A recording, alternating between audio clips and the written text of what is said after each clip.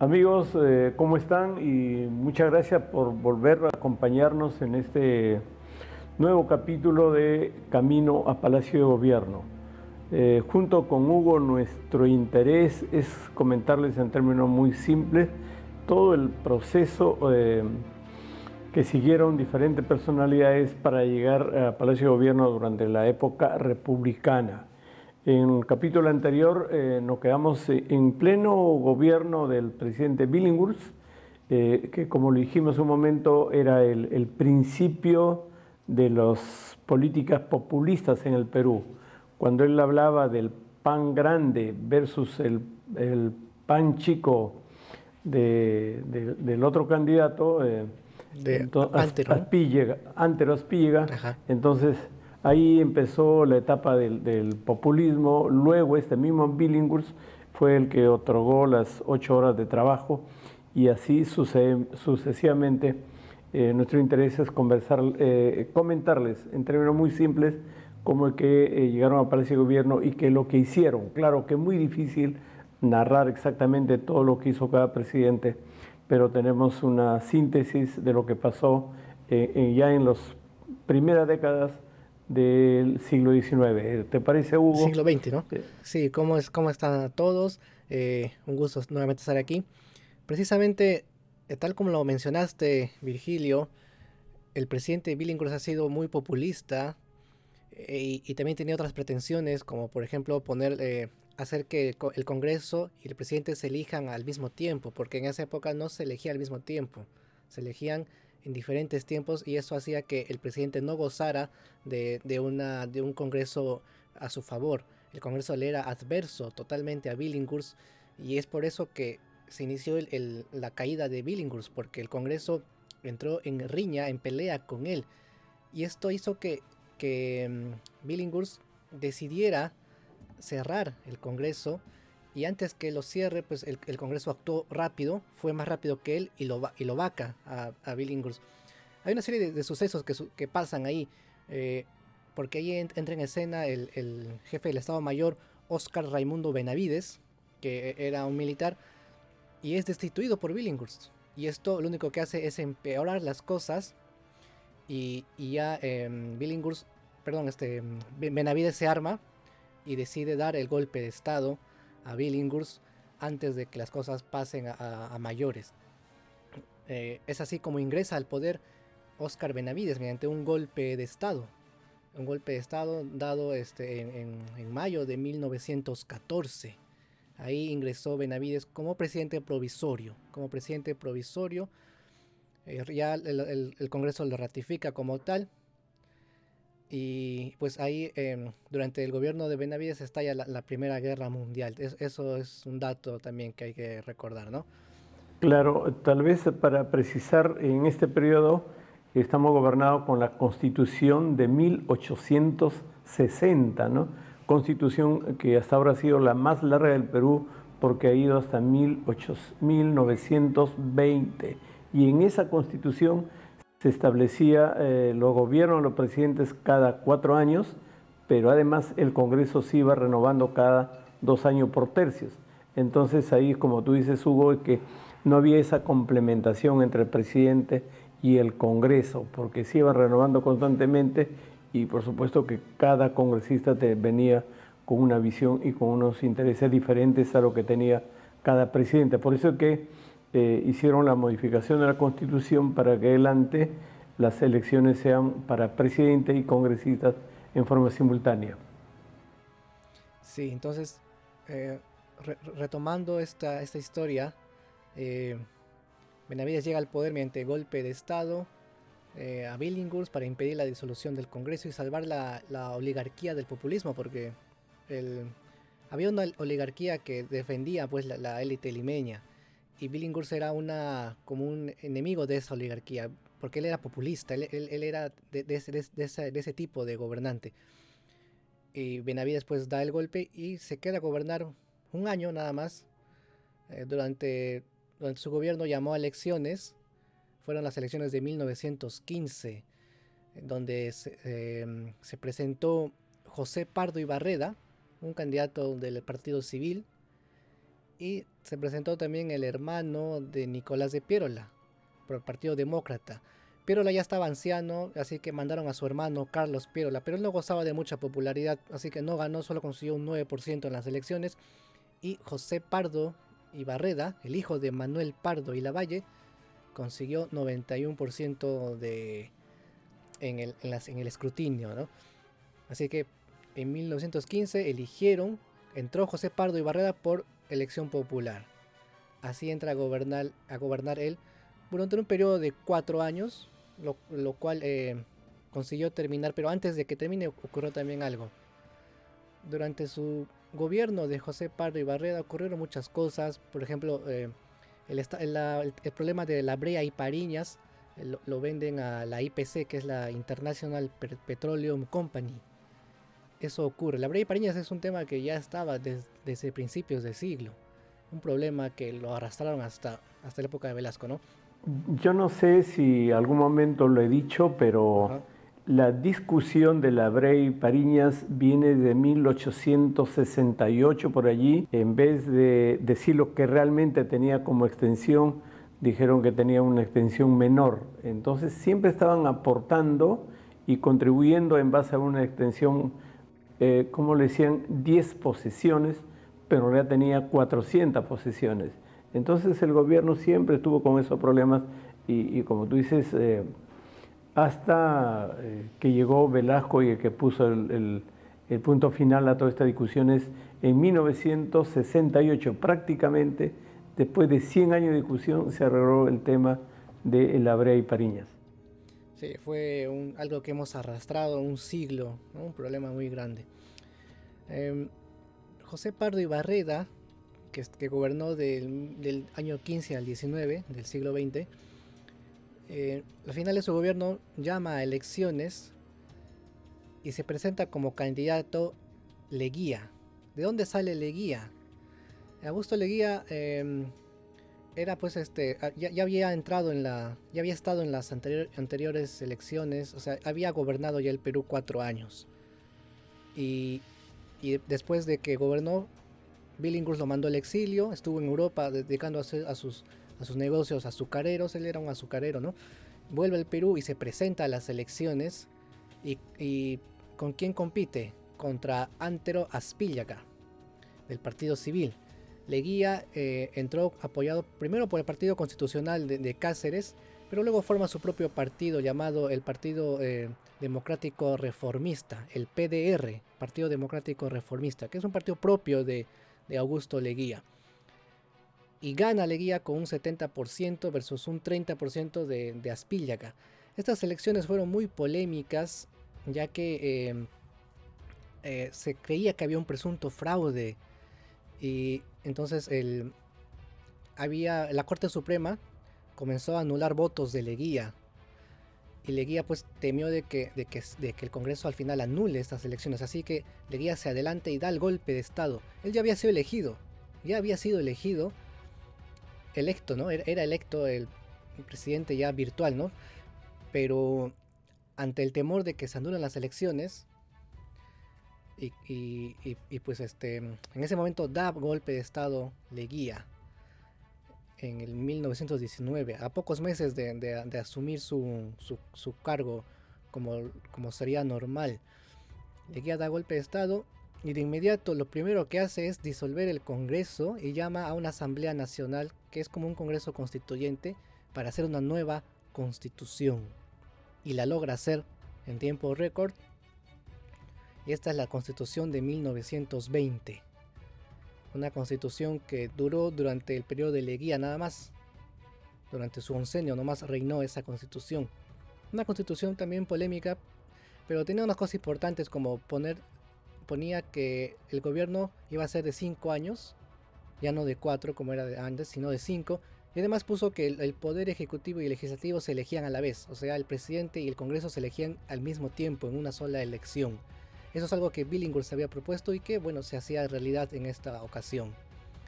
Básicamente eso fue de esta constitución, el contenido. Y así inicia un periodo llamado como oncenio. El famoso oncenio de Leguía. Pero sin embargo, él creo que antes de las elecciones vuelve a cambiar algún artículo de la Constitución para permitir la reelección y lo reeligieron otra vez en 1924 hasta 1929. O sea, era ya la tercera vez que estaba elegido por voto popular, ¿no? La primera fue entre 1908 y 1912, la segunda en 1919 y la tercera en 1924 para irse por 5 años más hasta 1929.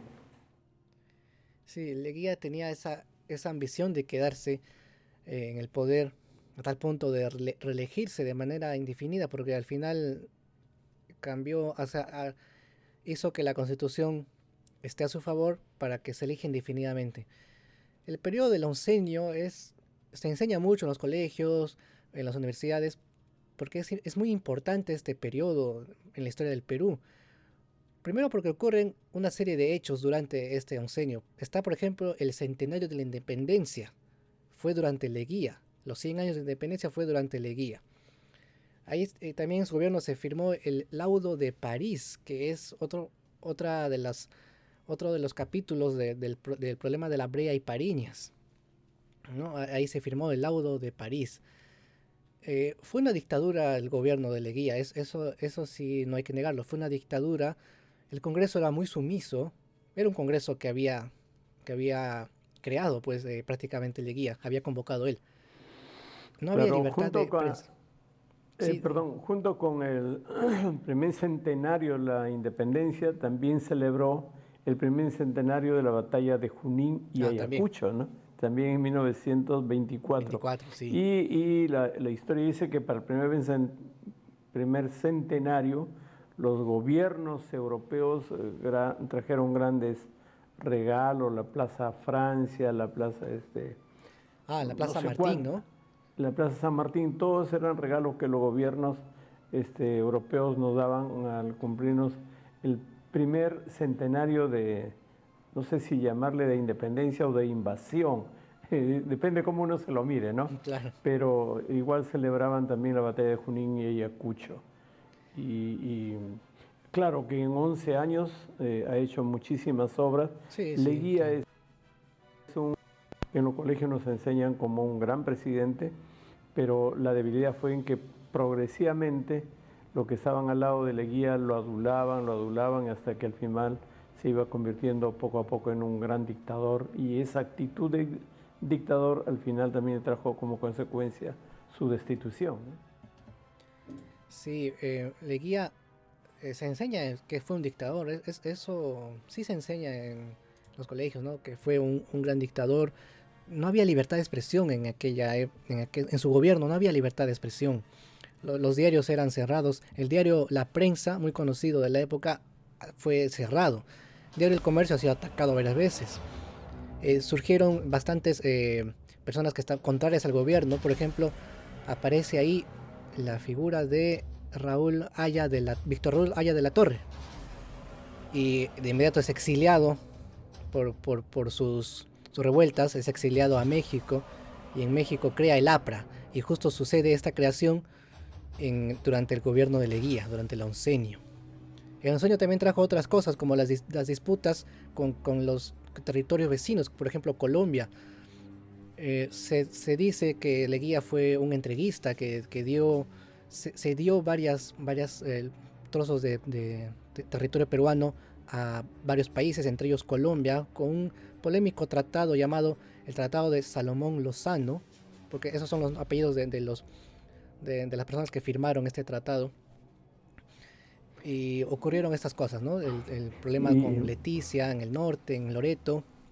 Y también ocurrió otro hecho muy importante llamado Tratado de Lima, que consiste en la reincorporación de Tacna al Perú.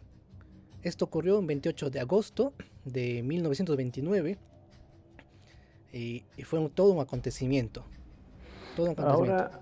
Ahora Hugo, en el programa anterior Sí. quedamos en investigar en qué gobierno es que perdimos la mitad del lago Titicaca, ¿no? No sé Ajá. si tú revisaste o fue en Leguía o fue un gobierno anterior, pero lo cierto es que muchos presidentes fácilmente lo que han hecho es entregar territorios, ¿no? Entregar territorios, como el caso de Leguía con Colombia, el lago Titicaca, y con Brasil también se ha perdido territorios.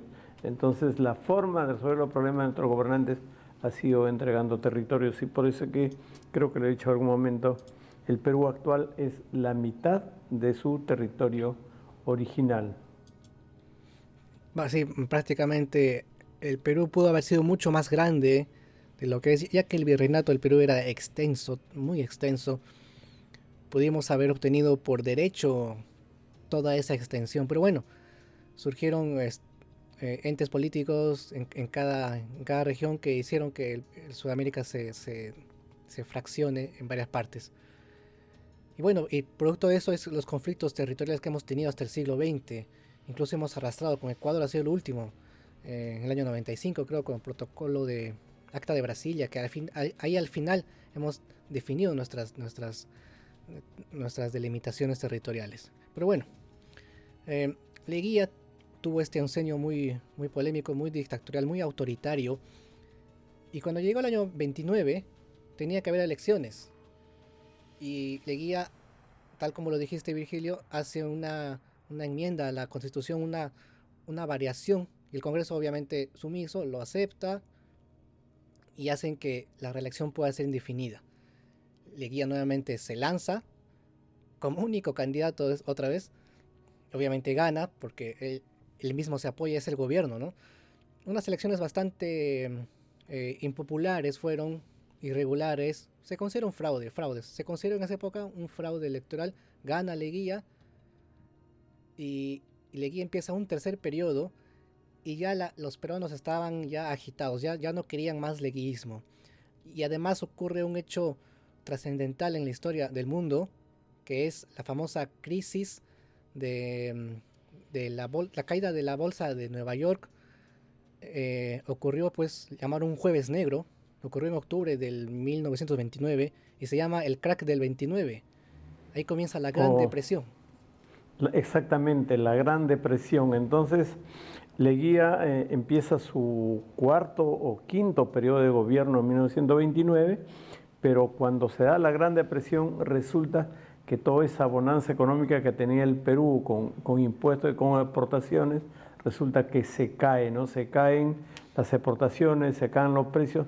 Dice que muchos meses los funcionarios públicos no recibían su sueldo porque se cayó toda la economía, que en ese momento dependía solo de Estados Unidos.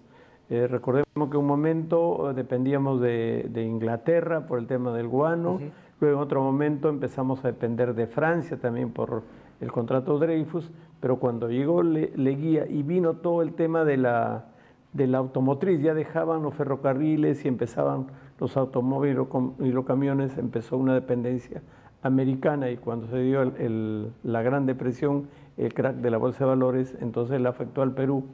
Y Leguía en ese momento tenía tres grandes factores en contra. Primero, el factor global, que era la depresión. Segundo, los reclamos de la población porque entregó territorios o por los acuerdos tanto con Colombia como con Chile, y una manifestación que realiza de Víctor Raúl Aya de la Torre y la presencia donde la política ya iba cambiando de los grandes terratenientes, de la gran burguesía, iba cambiando a las movilizaciones sociales. Ya empezaba la madurez política de José Carlos Mariátegui y la madurez política de Aya de la Torre. Entonces, con esos conflictos ya el gobierno de Leguía iba debilitándose, además del cansancio de la población que ya tenía como 11 años gobernándonos, ¿no? La población estaba harta del leguismo, que se iba a perdurar por 15 años, pero lo cortaron. Primero aparece un caudillo en Arequipa llamado Luis Miguel Sánchez Cerro, que se alza, se hace un llamado popular, hace un pronunciamiento en Arequipa muy populoso, como un meeting, ¿no? Hace este llamado y desafiando al gobierno.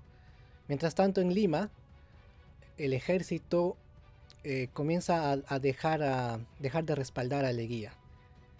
Tal es así que le manda o sea, entra una comitiva del ejército donde estaba Leguía en el palacio y le exigen que firme su renuncia. Leguía ya había visto que el panorama era muy poco alentador. Así que Leguía decide renunciar. En 1930, tras 11 años de gobierno, Leguía renuncia y entra al poder un señor. Primero entra una persona del ejército llamado Manuel Ponce Brousset, un militar Manuel, arequipeño. Manuel Mario Ponce. Sí, Manuel Mario Ponce Brousset es su segundo apellido. Un militar arequipeño que fue general de división, que intercedió para el ascenso de coronel de Sánchez Cerro. Es algo curioso e irónico, porque Manuel Ponce era del gobierno, estaba con el leguismo, y le pidió a Leguía que ascienda, le sugirió que ascienda a coronel a Sánchez Cerro. Lo que no sabían era que Sánchez Cerro y Manuel Sí. Brousset Perdón, Manuel ahí, Ponce serían los ahí hay un protagonistas de la ratito, caída de Leguía. Miguel Sánchez Cerro Y era un militar que venía con propuestas también enérgicas, porque en el mundo en esa época teníamos las corrientes de los gobiernos fascistas. Recordad, estaba el gobierno en Italia del Mussolini, en Alemania estaba lo de Hitler, y la población del mundo está apuntando a que el gobierno sean enérgicos, fuertes, militares, y este Miguel Sánchez Cerro, piurano porque nació en el distrito de Castilla, en Piura, era un admirador del fascismo. Entonces eso facilitó su protesta en Arequipa, y como tú dices, Manuel Mario Ponce era el que estaba al lado de Leguía. Dice que Leguía, antes de que Sánchez Cerro llegue a Palacio de Gobierno, lo dejó de presidente a Mario Ponce, mientras Leguía quería fugar, porque Mario Ponce le dio las facilidades para que vaya en una embarcación y vaya a Panamá. Pero llegó Sánchez Cerro a Lima, y lo primero que hizo es ordenar que esa embarcación que lo trasladaba a Leguía retorne y lo tomen prisionero a Leguía. Entonces ya creo que ha sido en agosto de 1930, donde ya Leguía es apresado y Sánchez Cerro toma el gobierno prácticamente producto de un golpe de Estado.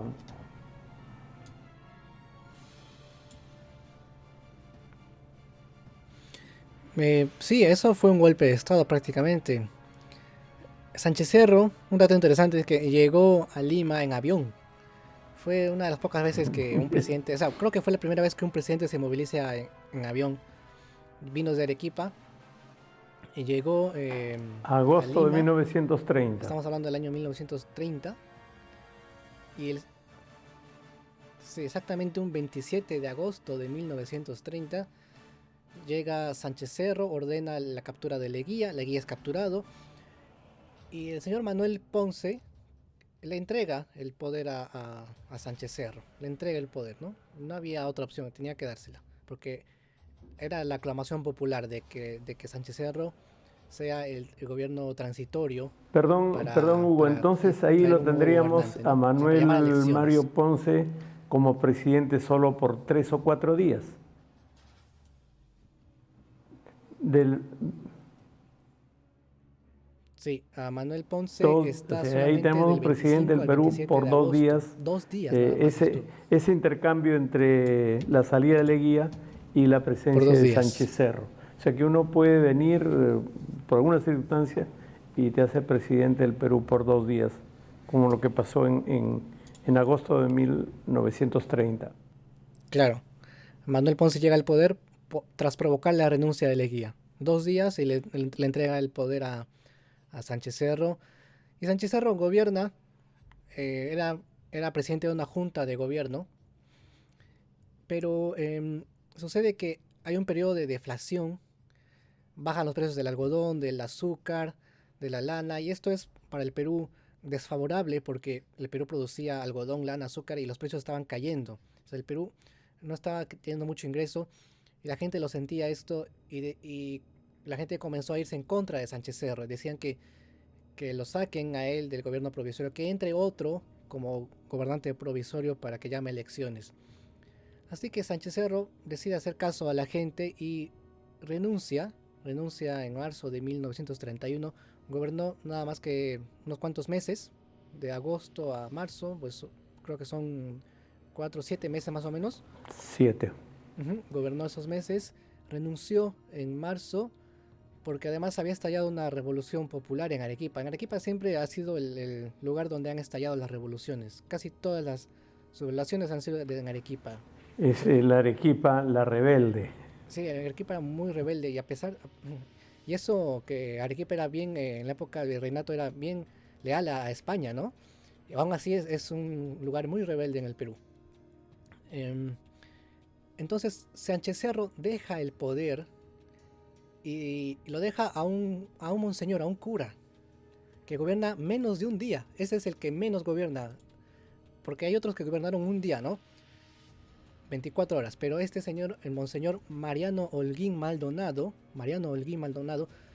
gobierna solamente unas horas, el 1 de marzo de 1931. Y estuvo ahí, pues, ¿por qué ingresó él? Porque era presidente de la Asamblea de Notables del Perú. Asamblea de Notables, por eso ingresa ahí, era un arequipeño también. Y él sale del poder a las pocas horas y deja que ingrese Ricardo Elías. Ricardo Elías, un abogado, magistrado que llega al poder porque era presidente de la Corte Suprema y asume la presidencia transitoria del Perú. Pero la gente en Arequipa y en otras partes del Perú no estaba de acuerdo. Ellos querían poner a un líder que se llamaba David Samanez Ocampo. A ver sí. Un ratito para ayudarte ahí un poco. A ver, cuéntame. Sánchez Cerro, en el golpe, o sea, como estaba como gobierno provisorio, ofreció una asamblea constituyente y no lo cumplía, ¿no? Entonces la población también empezó a protestar contra Sánchez Cerro para que cumpla con su palabra. Entonces, en ese proceso para cumplir con la palabra, es donde nombraron a este Mariano Holguín por un día, porque mientras tanto en el sur ya se había estado levantando este David Samanez Ocampo. Y como este Holguín duró solo un día en el gobierno, nombraron al señor Elías, que es nieto de un presidente Elías que ya en los años 1800. Entonces resulta, para sintetizar, de que en un mismo día, podemos decir que un mismo día, que fue el 1 de marzo, Sánchez Cerro renuncia y nombra a Mariano Holguín. Y como la población también no aceptaba a Holguín, Holguín renunció y nombraron a Ricardo Elías. O sea, podemos decir que en nuestro país, el 1 de marzo de 1931, en un día, hemos tenido 3 presidentes. Sí. Cierto. Es Sánchez Cerro, Holguín y don Ricardo Elías. Solo en marzo y en un día 3 presidentes. Y debemos, luego que sale Elías, entra otro señor, Gustavo Jiménez. Sí, Gustavo Adolfo Jiménez. Es un señor natural de Cerro de Pasco. Le llamaban el Zorro, ¿no? Fue militar y abogado también. Perdón, Hugo. Dime. Hay que revisar el tema de Gustavo A. Jiménez, porque en un momento he leído que era de Paiján, de Trujillo. Paiján de Trujillo. Sí, por ahí he leído, pero hay que falleció allí. Falleció en Paiján, La Libertad. Ahí falleció. Pero su nacimiento, específicamente nació en Cerro de Pasco, pero murió en Paiján, ¿no? Por eso se le recuerda más por La Libertad, ¿no? La misión de Sánchez Cerro, o una de sus misiones, era cambiar esa constitución de Leguía. La gente no quería saber nada con el leguismo, así que lo cambian. En 1933 lo cambian. Durante este gobierno de Sánchez Cerro, que ya era constitucional y todo, ya era presidente constitucional de la República, durante su gobierno ocurre la guerra peruano y Colombia, o sea, la guerra colombo-peruana se llama, entre Perú y Colombia. Esta guerra pues es un resultado de lo que hizo Leguía. Leguía hizo un tratado llamado Tratado Salomón-Lozano, donde entregaba un trapecio, así le llamaban, trapecio del norte, para que Colombia llegue al río Amazonas, y así lo hizo, ¿no? Esta guerra fue producto de eso. Es una guerra que al final no llegó a ningún acuerdo favorable a ningún país porque las cosas quedaron como estaban al inicio. Se ratificó el Tratado de Salomón Lozano que hasta el día de hoy rige. Hasta el día de hoy rige. Durante esa guerra ocurrió un hecho trascendental que es el fallecimiento de Luis Miguel Sánchez Cerro. Mejor dicho, el asesinato de Sánchez Cerro.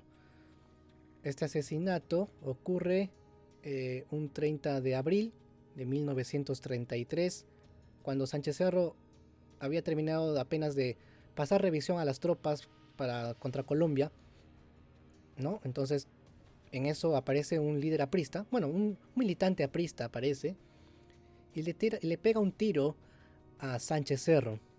Hasta ahora no se sabe cuáles fueron sus intenciones, no se ha encontrado relación con el APRA, no han culpado al APRA de este acto, solamente a este señor que ha cometido se puede decir, magnicidio, se podría decir, porque era un jefe de Estado el que había matado. Así que ahí está ese suceso en la historia, se cuenta este suceso del asesinato de Sánchez Cerro, que provocó también la indignación de la gente porque habían elegido, era un presidente electo que lo habían elegido, ¿no? Y eso también ocasiona que la guerra con Colombia termine de manera abrupta, porque llegó entró al poder Perdón un ratito ahí, Hugo. Sí, Sánchez Cerro entró este segundo periodo por elección democrática, o sea, fue un presidente elegido constitucionalmente. Y en 1931 hubieron 4 candidatos y uno de los candidatos contendores, no sé si la palabra es, con quien competía era con Víctor Raúl Haya de la Torre. Fue la primera vez que el Partido Aprista ya participaron. Sí. Y dice la historia que de los 4 candidatos, Sánchez Cerro sacó los duplicaba en votos a los otros 3 candidatos. Entonces el APRA, que tenía una gran movilización y tenía grandes organizaciones sociales, empezó a protestar y empezó a reclamar y empezó esa discusión permanente entre el APRA y Sánchez Cerro, porque el APRA decía que había fraude. No sabemos cómo, pero resulta que Sánchez Cerro duplicaba en votación a los otros candidatos, y de ahí empezó esas discusiones y los rencores y rencillas permanentes, hasta que dice la historia también que esto terminó con la vida de Sánchez Cerro. Como tú dices, alguien le disparó, vino la muerte de Sánchez Cerro y culparon al APRA como responsable de la muerte de Sánchez Cerro, aunque hay otra teoría que dicen que podría ser Óscar R. Benavides el culpable del asesinato de Sánchez Cerro. Hay muchas historias que se comentan, pero lo cierto es que terminado el oncenio de 1930 a 1933 fue un periodo sumamente revoltoso de guerra, de cambio de presidente. Creo que en 2 años hemos tenido como 8 presidentes y en un día teníamos 3 presidentes. Entonces ha terminado con la vida de Sánchez Cerro, que, como dije en su momento, era un líder de carácter absolutamente enérgico, y por eso que la gente le aplaudía por el carácter que tenía, producto de su admiración a los gobiernos fascistas que venían de Europa. Qué bueno que mencionaste esto de Haya de la Torre, porque se me olvidó decir que en las elecciones del 31 participó Sánchez Cerro, Víctor Raúl Haya de la Torre y otros 2 más que están por ahí, José María de la Jara y Arturo Osores, bueno, que también participaron, y el que ganó fue Sánchez Cerro con 50% de los votos, un poquito más de 50%, y Víctor Raúl solamente consiguió 35%. Esto generó pues en Trujillo generó una revuelta muy grande, y esto ocasionó que Sánchez Cerro mande a sofocar esa rebelión en Trujillo. Se le conoce como el bombardeo de Trujillo, un hecho muy sangriento. Fue una de las cosas más sangrientas de esa década. Más incluso diría que la guerra con Colombia. Sangriento bastante fue. Ese fue el bombardeo de Trujillo. Y ya, pues justo termina con la muerte de Sánchez Cerro todo esto. Y ya narraremos en la siguiente vez cómo continúa esta historia, cómo llega al poder otra vez Benavides, ¿no? Otro militar que se queda en el poder un buen tiempo. Ya hablaremos por qué se queda un buen tiempo este señor. Y eso será pues en la siguiente ocasión, ¿no? De acuerdo. Sí, otra vez para agradecerles por esta compañía. Hemos narrado un periodo sumamente violento en nuestro país y como nuestro objetivo es narrar cómo llegar a Palacio de Gobierno, podemos decir acá, de que estos presidentes han llegado a Palacio de Gobierno producto de la violencia, producto de las intrigas, producto de la fuerza, producto de las amenazas. Leguía, que fue chiclayano, Mario Ponce, que fue limeño, Miguel Sánchez Cerro, piurano, don Manuel Piurano, Ricardo Elías, que fue de Ica, y el último, don Samanés Ocampo, que fue un ciudadano de Apurímac. Acá nos quedamos con esta parte de nuestra historia, los agradecemos y será hasta el próximo programa de Camino a Palacio de Gobierno.